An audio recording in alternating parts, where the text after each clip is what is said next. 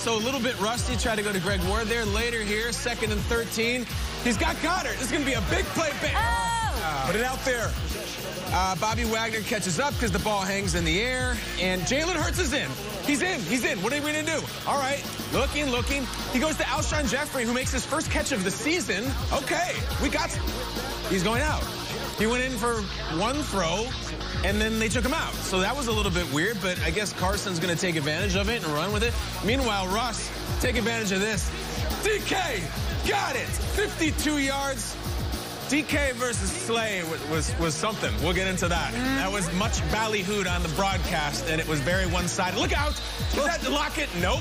It's his twin brother, David Moore, with the classic Lockett sort of toe drag looking play there. That's a touchdown, 7-0 now. Here comes Chris Carson. Ladies and gentlemen, may I introduce you. What a run. Chris Carson, what a runner. Touchdown, Seattle. Look at Pete. Did you know he's the oldest coach in the league?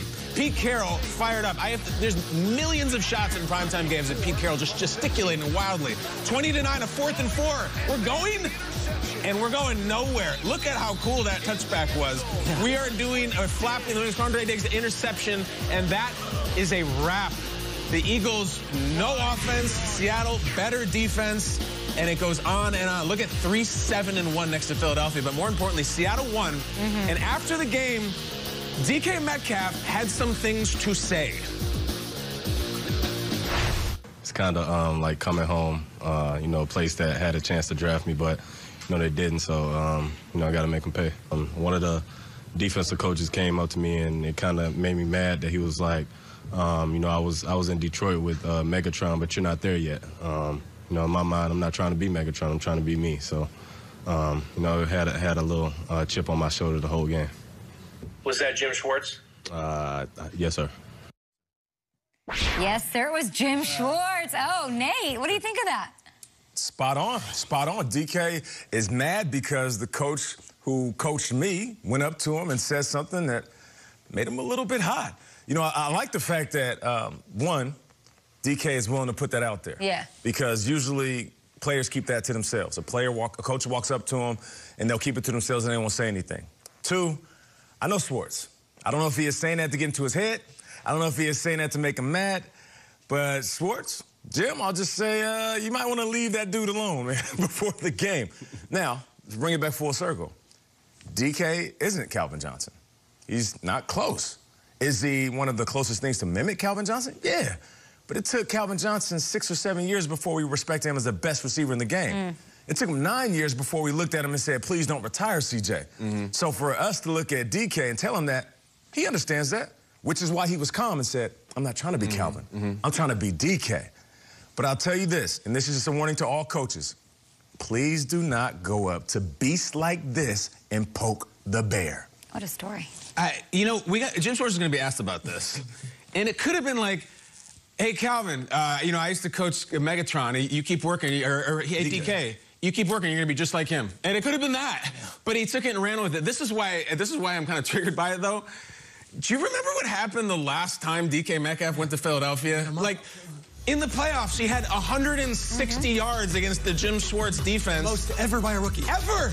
And literally, watch this at the end of the game, catches it downfield, is going to get up and wave goodbye to the Eagles fans, of which there were allowed back then, and eliminate the Eagles from the playoffs.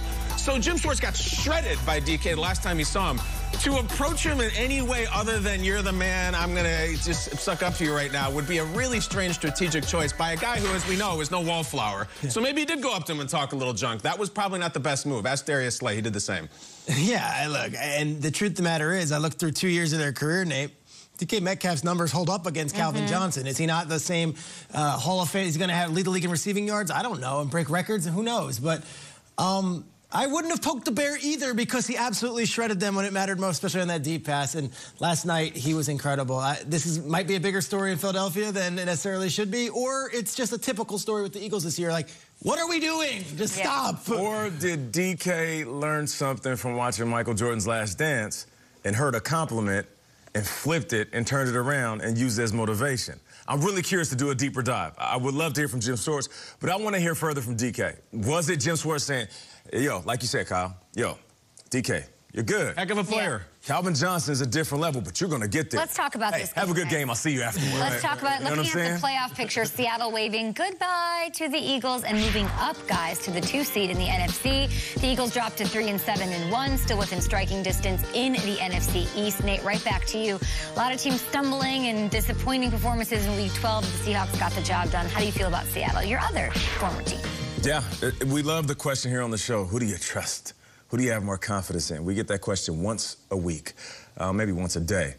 I trust Russell Wilson when it comes to times like this. I know we were having this conversation about the Seattle Seahawks, and there was panic across the NFL. You know what? Russell Wilson doesn't look like an MVP. You know what? This defense can't stop anybody. You know what? The NFC West is too loaded. And what did I tell you? Calm down. We got time. November, December, I trust Russ. And that's exactly where we are. November, December. And I trust Russell Wilson as much as I trust any quarterback in the NFL. In the NFL. Okay. In the NFL, period.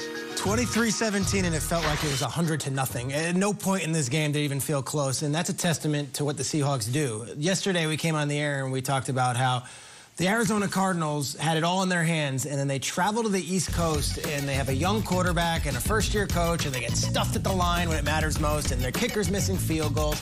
And that East Coast trip was vexing for them. Somehow they lose to a Patriots team that had 80 yards passing. We talked about the Raiders. We celebrated their near victory against the Chiefs and said, okay, well, now they're taking on a 3-7 Falcons team. They're going to roll. No, the Raiders, they couldn't handle the East Coast trip. This could have very easily been the Seahawks last night. Instead, the Seahawks, who have a quarterback with a Super Bowl ring and has been there and done that, and a bunch of guys who have won playoff games, and a coach that is headed to the Hall of Fame, packed their bags, watched the rest of the league on Sunday, and did not let that happen to them. They went to the East Coast, and they did exactly what they do. They handle their business time and time again, whether it's at home or whether it's on the road. This could have very easily been one of those trap games, and there's bigger games on the schedule. Yeah. No. We're going to the East Coast. We're taking care of business. We're getting back on the plane, and we're going to hold it down in the NFC West. I also think they have the most supreme force going on right now. I'm talking about they have a Damian Lillard type. They have the guy who hit the shot. I don't even think it's Russ. I think it's DK. He showed me something last night that I've never seen before. All the broadcast talked about all night was DK versus Darius Slay, DK versus Darius Slay. DK was the Jake Paul in that equation. Believe me, it was that one-sided. Darius Slay was asked afterwards on the sideline, hey, did you ever think about getting some help for you? As DK kept eating, he goes, hell no, I didn't need no help. What kind of question is that? Next one. Whoa. Yes, you did. That was his answer. You needed a lot of help. By the way, DK last night, watch this play. The safety has a clean shot and just runs over him. I don't see anybody doing that type of thing. 6 hours ago, DK Metcalf tweeted the Michael Jordan meme of him sitting there, and I took that personally. He's sitting on the chair from the Michael Jordan documentary, so he's way into it, took it way personally. I've never really, listen, they got the guy. DK Metcalf is the ultimate force. You know, I talked yesterday about Derrick Henry is like, what did you say, the most significant player in the NFL? DK Metcalf wants to be at that table. I couldn't believe how good he was last night. We've seen a lot from him, I get it. Last night was something different. They can beat anybody when he's going off. Yeah, and I know, Kyle, we didn't see a ton of Chris Carson. He only had 10 touches, but it was for 69 yards yesterday. A huge impact. I talked about it. When he's off the field, it's not the same team. They are 6-0 when Chris Carson is out there. I like a sous chef for the guy who wants to cook. Let Russ cook all that. That's all cute. But a run game is a great way to balance it out. And we didn't even see him at full force. Maybe he's not 100%. They're working him back into the offense. But if Seattle's going to emerge from the NFC